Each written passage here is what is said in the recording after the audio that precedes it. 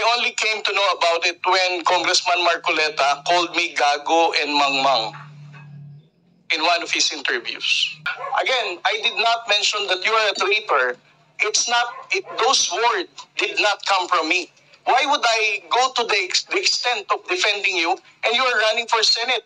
I might as well be interpreted as supporting somebody for public office.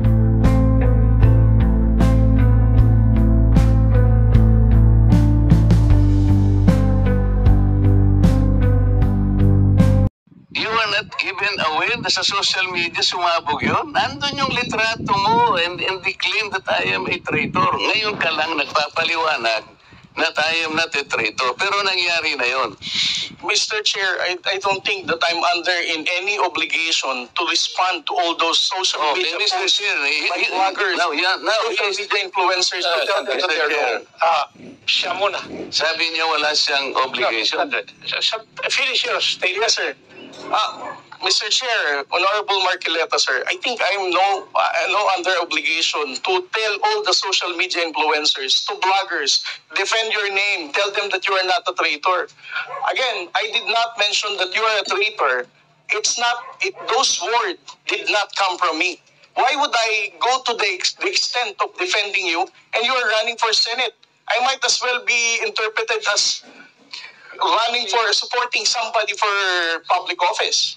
Mr. Chair, clarifying something that is wrong is not political. Thank you, sir. Commodore, at tinatanong lang ni Honorable Marcoleta that merong lumabas kang statement. Siguro, binigyan ng interpretation ng ibang bloggers at nasabi na traitor si Honorable Marcoleta. Ang tinatanong niya is, unang-una, alam mo ba ito na gano'n na nangyari? Would you know? No, sir, because when it became a social media popular post, I was not here in the country. I was actually in the official business outside. So when did you come to know about it? I only came to know about it when Congressman Marcoleta called me gago and mangmang in one of his interviews. So when was that?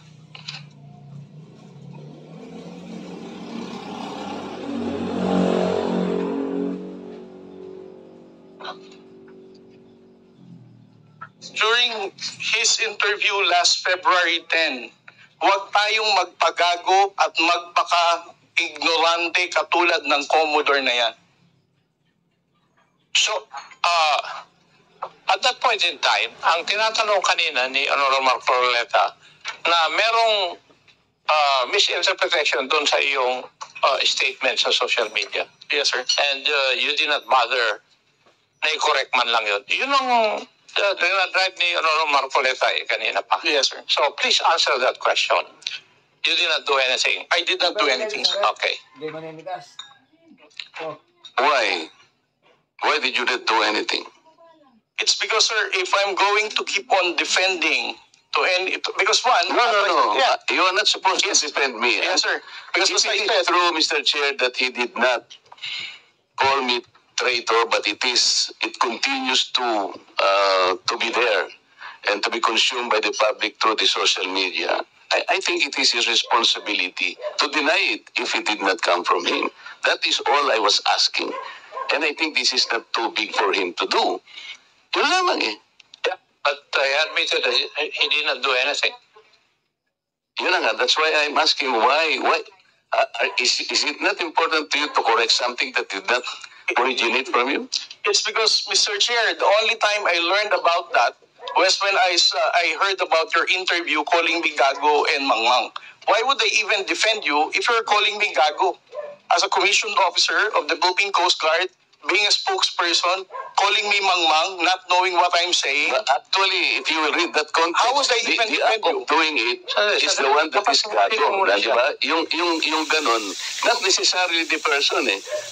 Sabi ko nga sa'yo, kung kinurek mo man lamang yun, because it continue to be there in the social media, Mr. Chair.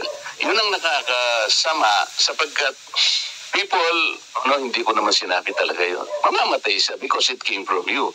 Pero pag hindi mo sinabi, at you continue to be silent, akala ng tao, sinabi mo. So that is the problem, Mr. Chair.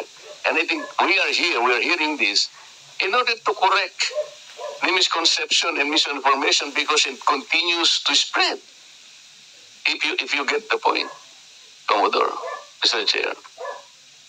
Mr. Chair, again sir, kung bakit ko po hindi binawi ay dahil nalaman ko lamang po itong balita na ito na nag-spread siya nung nagpa-interview po kayo na ginagago niyo po ako.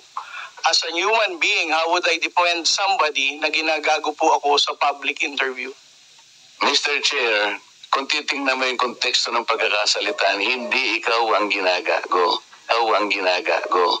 Ang sinasabi ko rito, let us defend our own nang hindi tayo nagiging gago o kaya nagiging emotional.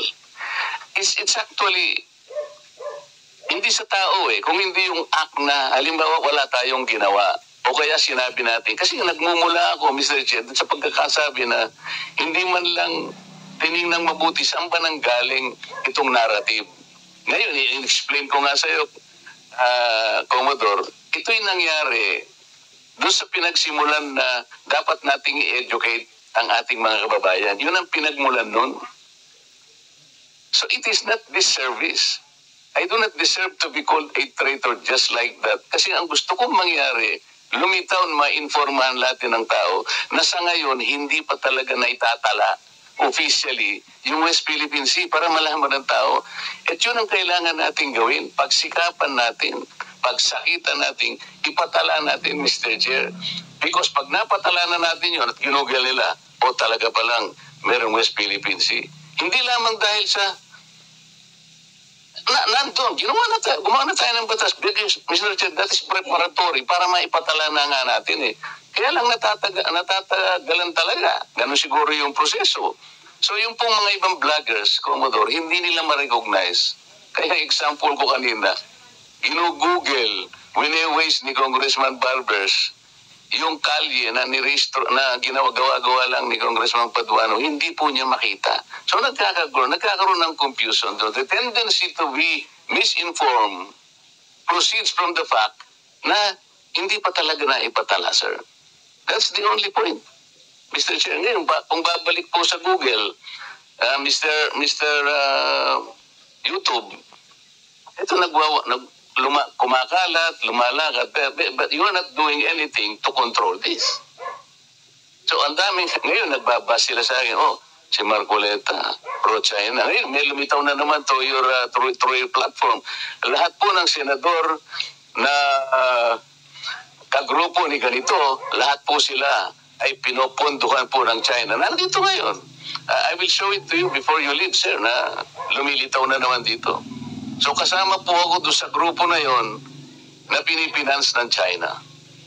Ganun po So it becomes now an election misinformation that will impact on the credibility of the election.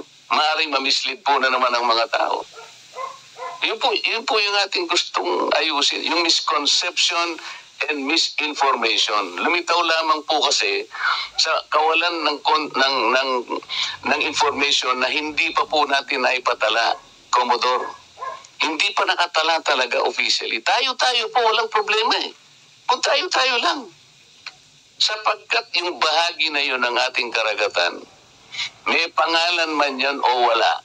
Sabi ko nga sa iyo kanina, tayong dalawa ilaban natin yun hanggang sa huling patak ng ating dugo. Atin yun at walang makakapagpabago nun. Ang problema, nagkakagulo tayo because of that misconception. Walang masamang tinapay doon, Mr. Chair. I want to explain that. Ngayon, ako nagpapasalamat ako sa iyo at sinabi mo ngayon at naliwanagan na hindi mo pala sinabi yung I am a traitor. So salamat kahit nahuli. Sabi nga natin, Mr. Chair, huli man daw at magaling. Nayahabol din. Kaya lang ang problema ko ngayon, Mr. Chair, yun pong kumakalat na akala nila sinabi mo.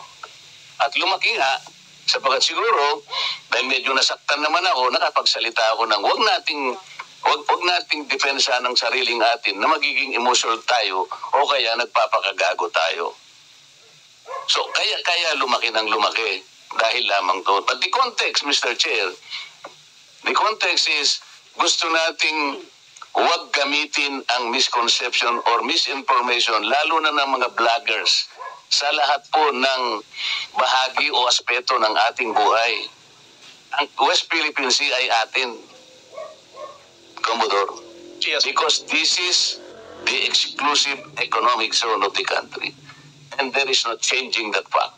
Kahit anong magbalik-balik rin natin ang mundo natin, atin ito.